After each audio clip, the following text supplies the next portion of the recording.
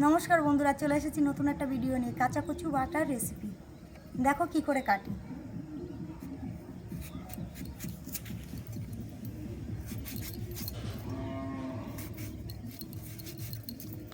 এটা বেশি করে ফেলতে হবে, নাইলে গলা ধরবে।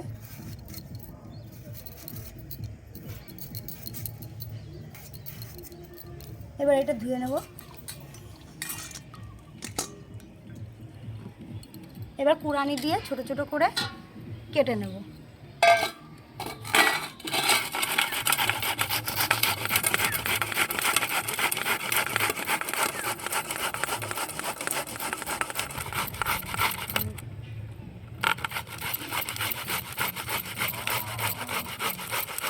এবার 2-3 বার ধুয়ে নেব জল দিয়ে, ভালো করে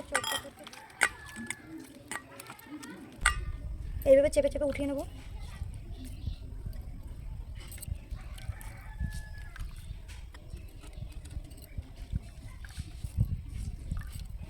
জলটা ফেলে দেবো, আবার এইভাবে ধুয়ে নেব।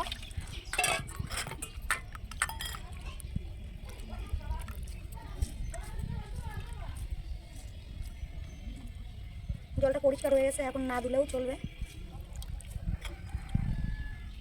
এখানে 3 চামচ সর্ষে নিয়েছি, 1 চামচ লবণ, 1/2 চামচ হলুদ গুঁড়ি।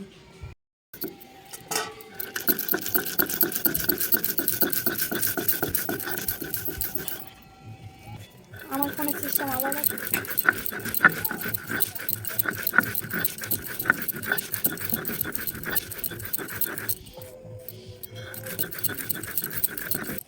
সর্ষেটা প্রায় বাটা হয়ে গেছে। এবার বেশি করে কাঁচা লঙ্কা দেবো, তাহলে গলাটা ধরবেই না।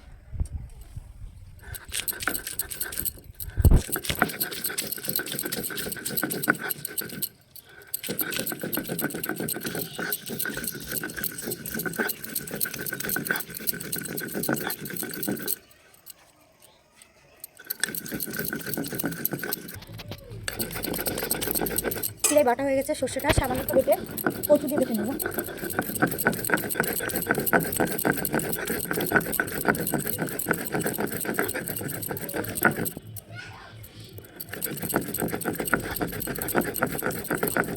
এবার পুরানো কচুটাকে বেটে নেব।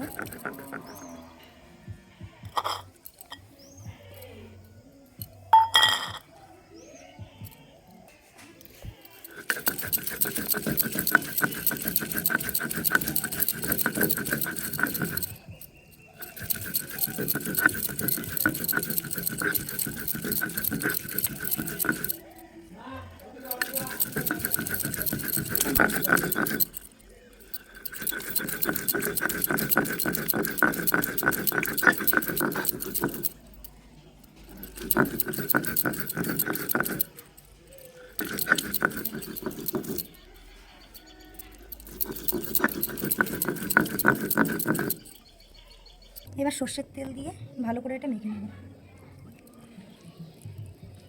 আর একটু লাগবে।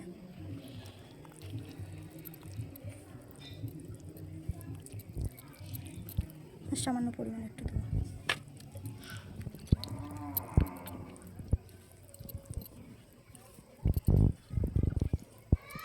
এবার এটা নামিয়ে নেব।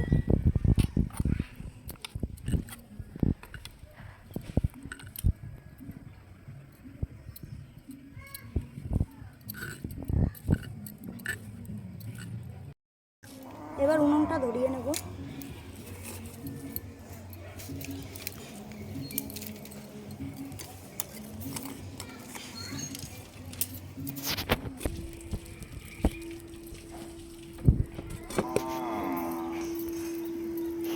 কড়াইটা এবার দিয়ে দেবো।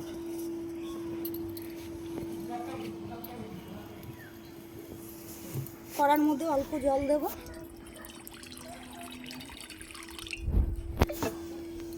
জলটা গরম হলে পরে হালকা একটু ভাপিয়ে নেব কচুটা।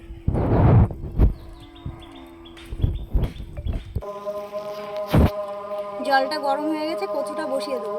কিন্তু আমরা আগে কোনো দিন এরকমভাবে করিনি। এখন ঢাকনাটা দিয়ে দেবো। আমরা আগে ভাতের মাঠটা কেড়ে ওখানে দিয়ে রেখে দিতাম ভাতের মুখে, তারপর ঢাকনাটা দিয়ে রেখে দিলে পরে ওটা আস্তে আস্তে হয়ে যেত, সুন্দর খেতে লাগতো। আর এটা জাল লাগবে না।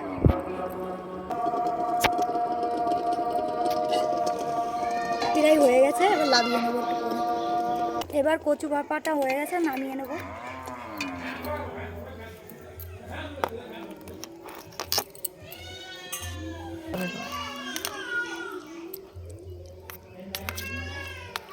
এবার গরম ভাতের সাথে খেতে খুব টেস্টি লাগে।